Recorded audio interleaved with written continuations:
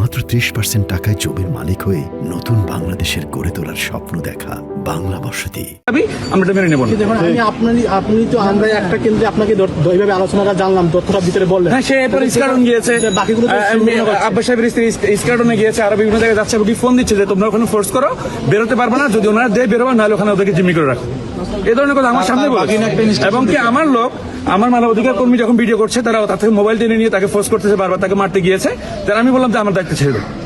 তারা আমার কর্মীকে তারা মারতে গিয়েছে, ওখানে যারা মানবাধিকার কর্মী ছিল তাদের সাথে একই কাজ করছে। পরবর্তীতে ওখানে যে বিদেশি যারা ছিল মানবাধিকার কর্মী, তারা বেড়ে চলে আসছে যে এই ধরনের কাজ তো আপনারা নিতে পারেন।